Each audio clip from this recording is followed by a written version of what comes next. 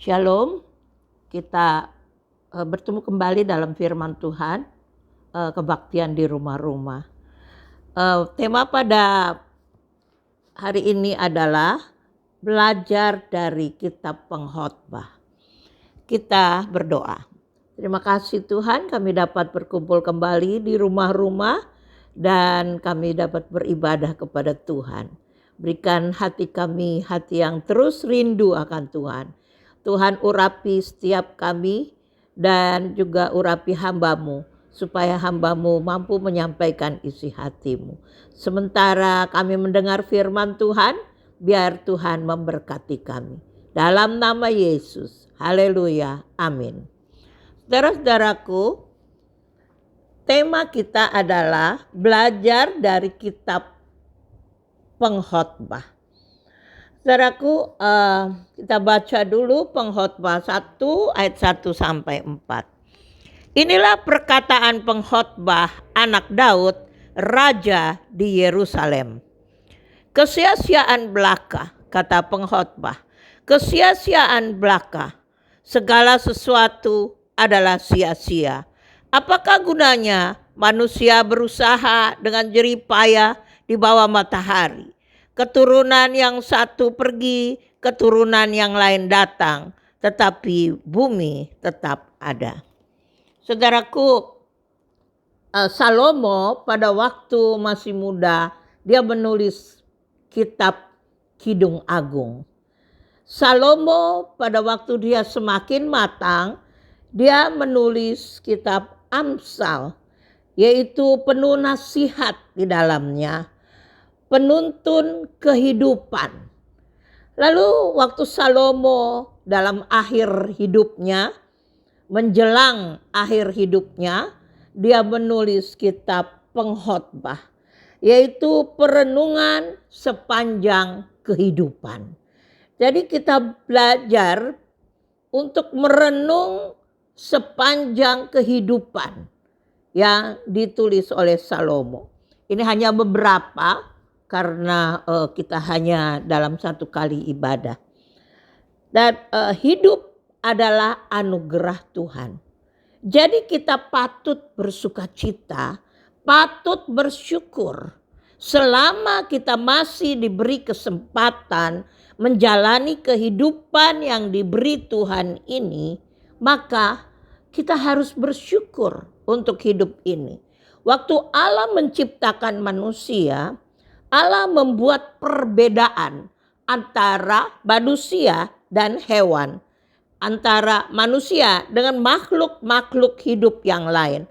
Allah menunjukkan bahwa hidup manusia itu lebih tinggi, lebih mulia dari yang lain. Jadi ada hubungan juga yang unik antara hidup manusia dengan kehidupan ilahi. Nah, saudaraku, dalam Kejadian 1 ayat 26-27 kita nggak usah baca.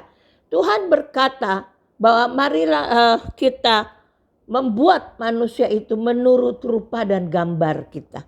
Nah, saudaraku, dari seluruh hidup manusia, pada waktu diciptakan ada 3 hal penting yang Allah lakukan.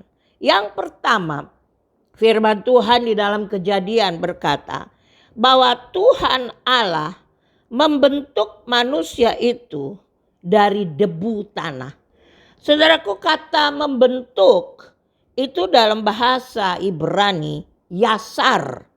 Yasar itu artinya bukan hanya bentuk biasa cepat-cepat lalu jadi, tetapi yasar berarti itu meluruskan, memperhalus, membuat dengan perlahan-lahan, dengan teliti.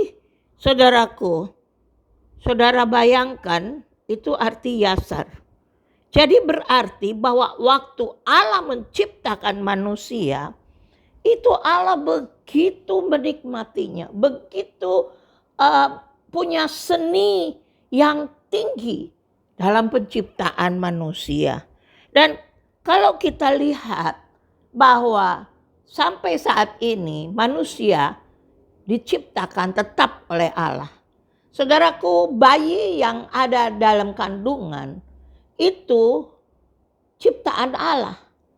Dan dimulai dengan satu sel, yaitu zygote. Dimulai dengan satu sel yang itu membelah satu menjadi dua menjadi empat menjadi 8 dan seterusnya. Ia membelah, lalu kemudian dibentuklah otak, dibentuklah saraf-saraf, dibentuklah jantung dengan pembuluh-pembuluh darah, dibentuklah juga alat-alat yang lain, yaitu semua usus dan semua hati dan ginjal dan semua alat-alat satu persatu, tulang dibentuk. Saudaraku, itu pelan-pelan selama 9 bulan itu Allah membentuk manusia itu. Dan saudaraku, jadi sampai hari ini Allah menciptakan manusia. Saudaraku, bayi tabung itu manusia tidak menciptakan apa-apa. Hanya sperm dan ovum itu mereka adakan fertilisasi di luar, kemudian mereka harus kembalikan juga ke dalam kandungan seorang wanita. Dan bertubuh, Allah juga yang menciptakan bayi itu. Jadi saudaraku, Allah itu menciptakan dengan kasih. Allah menciptakan dengan teliti. Dia memperhalus, dia meluruskan itu terus sampai sekarang. Sebab itu hidup kita ini kita harus bersyukur kepada Tuhan. Tuhan Allah kemudian waktu di Taman Eden, Tuhan Allah menyalurkan nafas hidupnya ke dalam debu tanah itu. Nafas ilahi masuk ke semua bagian dari debu tanah itu dan mengubah debu tanah itu menjadi manusia. Saudaraku, nafas ilahi dengan debu tanah itu menjadi makhluk hidup. Saudaraku, manusia berbeda dengan binatang. Binatang Allah berfirman. Jadi, walaupun binatang itu punya daging, tapi manusia itu berbeda. Nah, saudaraku, yang ketiga yang Allah lakukan adalah dia menciptakan menurut rupa dan gambarnya. Menurut rupa dan gambar Allah, manusia disiapkan untuk menunjukkan sifat-sifat Allah. Manusia punya kemampuan yang berbeda. Yaitu manusia bisa berpikir, bisa merasakan, bisa berkomunikasi, bisa membedakan, bisa memilih, dan masih banyak lagi hal-hal yang manusia dapat lakukan, yang ditaruh Allah di dalam manusia itu. Jadi kita kalau ada kehidupan kita sekarang ini adalah anugerah. Ini adalah Tuhan menginginkan kita hidup pada masa ini. Tuhan menginginkan kita hidup pada zaman ini. Saudaraku, dan hidup ini tidak ternilai harganya. Saudara, kita baca di dalam Efesus pasal 2 ayat 10.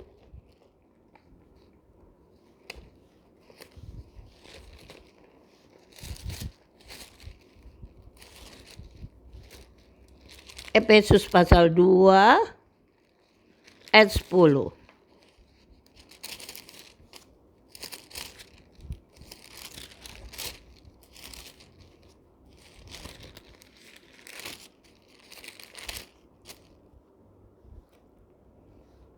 Karena kita ini buatan Allah, diciptakan dalam Kristus Yesus untuk melakukan pekerjaan baik yang dipersiapkan Allah sebelumnya. Ia mau supaya kita hidup di dalamnya. Kita diperuntukkan untuk melakukan pekerjaan Allah. Allah mempersiapkan supaya kita melakukannya untuk kemuliaan Tuhan. Saudaraku, Yang kedua yang kita pelajari adalah manusia tidak dapat hidup tanpa Allah. Kita baca lagi di dalam Pengkhotbah pasal 3 ayat 11. Ia membuat segala sesuatu indah pada waktunya. Bahkan ia memberi kekekalan dalam hati mereka. Tetapi manusia tidak dapat menyadari pekerjaan yang dilakukan Allah dari awal sampai akhir. Saudaraku, Allah menaruh kekekalan dalam hati kita. Dan kekekalan itu hanya dapat dipuaskan oleh Allah sendiri. Kalau Allah ada di dalamnya. Tanpa Allah, manusia tidak akan puas dalam hidupnya. Allah adalah sumber kehidupan. Kalau ada orang yang mengatakan bahwa manusia bisa hidup tanpa Allah, itu sama seperti mereka berkata, jam tangan ini tidak pernah ada yang buat. Dia tiba-tiba saja ada. Saudaraku, sebab itu manusia tidak dapat hidup tanpa Allah. Karena Allah harus ada di dalam dia. Nafas hidup itu harus ada di dalam manusia. Saudaraku, yang ketiga, kita baca lagi Pengkhotbah pasal 1 ayat 12 sampai 14. Aku pengkhotbah adalah raja atas Israel di Yerusalem. Aku membulatkan hatiku untuk memeriksa dan menyelidiki dengan hikmat segala yang terjadi di bawah langit. Itu pekerjaan yang menyusahkan yang diberikan Allah kepada anak-anak manusia untuk melelahkan diri. Aku telah melihat segala perbuatan yang dilakukan orang di bawah matahari. Tetapi lihatlah, segala sesuatu adalah kesia-siaan dan usaha menjaring angin. Saudaraku, Salomo itu paling kaya. Salomo itu paling berhikmat, paling pandai.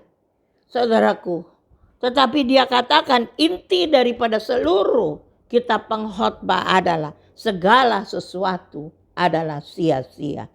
Segala jeripayah manusia di bawah matahari, hal-hal di dunia ini yang sementara di luar Allah adalah sia-sia.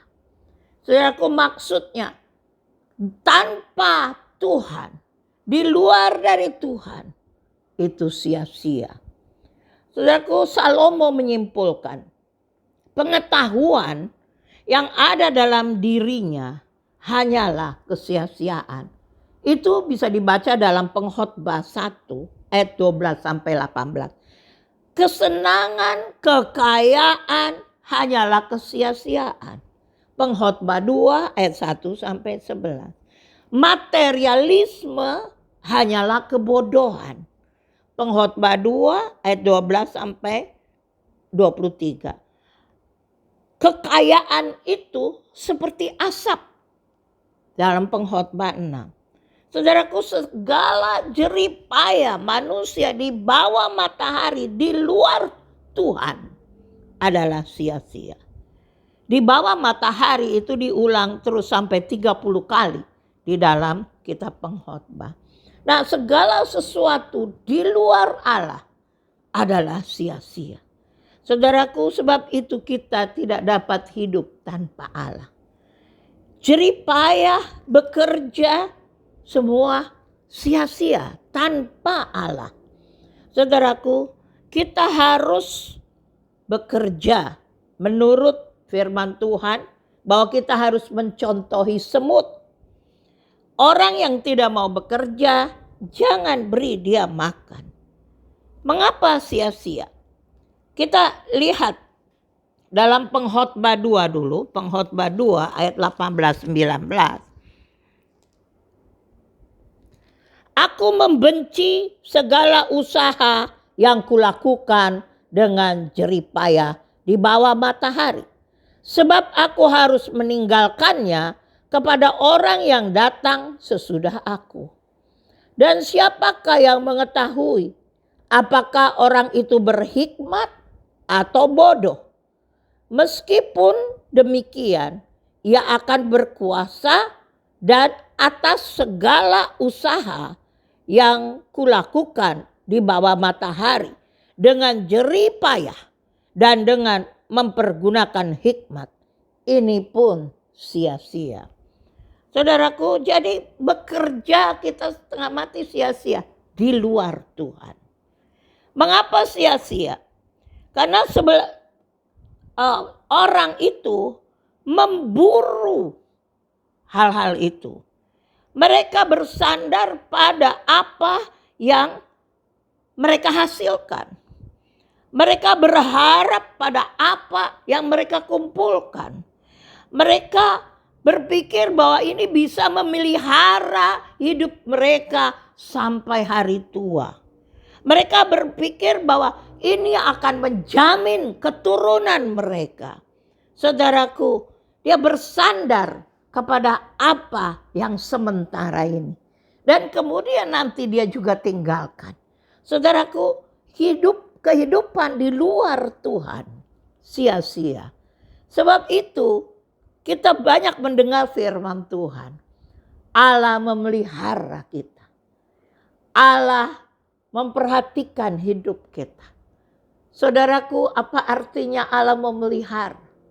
Bahwa firman Tuhan berkata, jangan kamu khawatir akan hidupmu.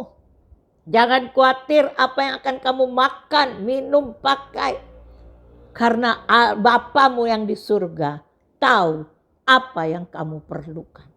Tetapi bagi orang di luar Tuhan, mereka mengejarnya.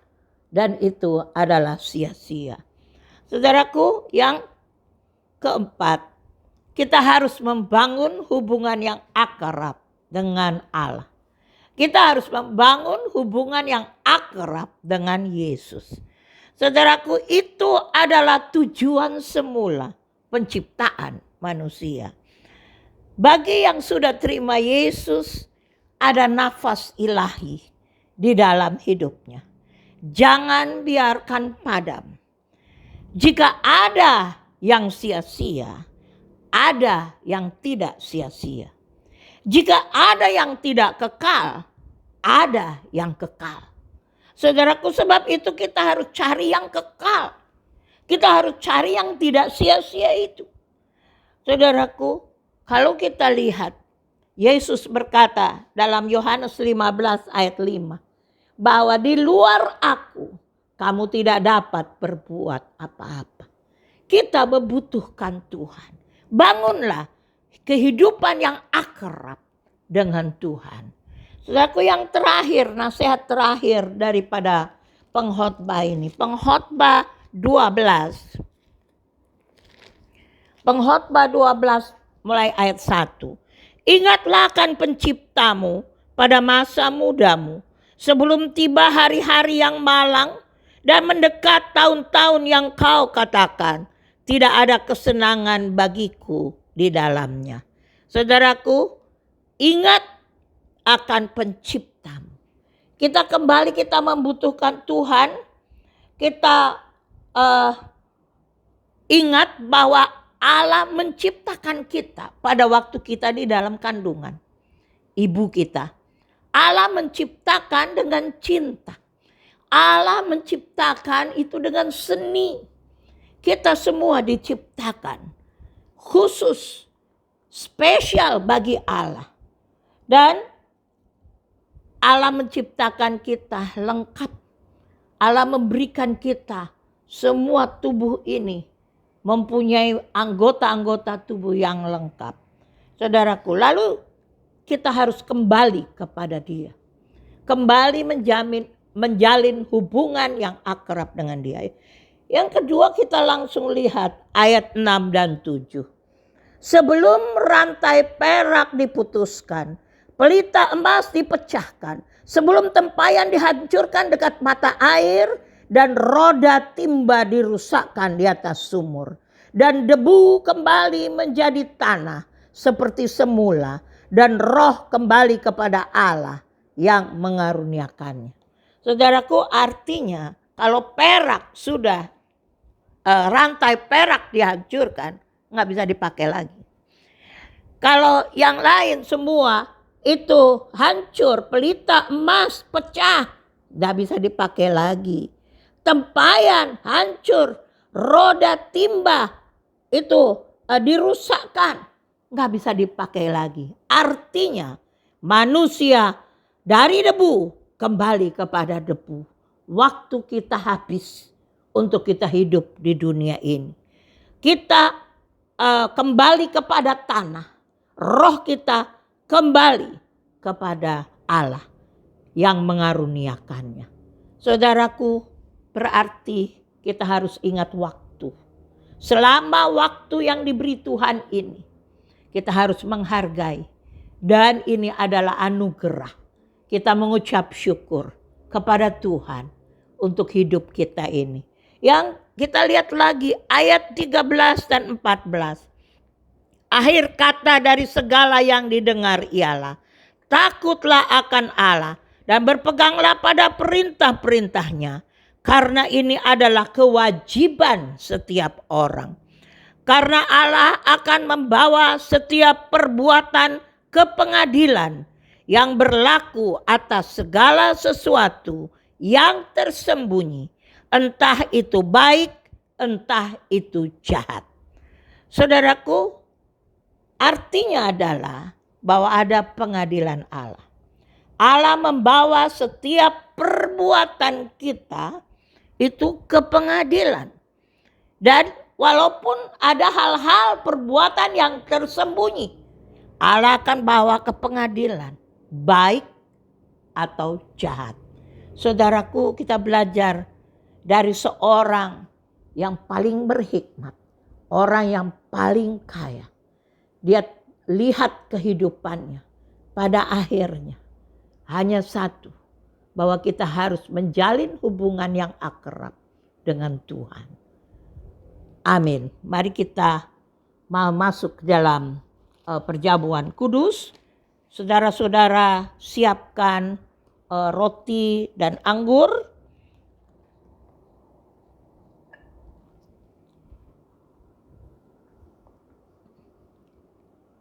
Mari kita berdoa. Tuhan, berkati roti yang melambangkan tubuh Kristus dan anggur yang melambangkan darah Kristus ini. Kami mau masuk dalam persekutuan tubuh dan darah Yesus. Dan kami minta supaya kami mengerti arti penderitaan Kristus. Kami mengerti bagaimana kami menjadi satu di dalam penderitaan Kristus. Tuhan, ajar kami lebih dalam lagi supaya kami dapat melakukannya. Terima kasih Tuhan. Haleluya. Amin. Saudaraku, kita angkat roti yang melambangkan tubuh Kristus ini tinggi-tinggi.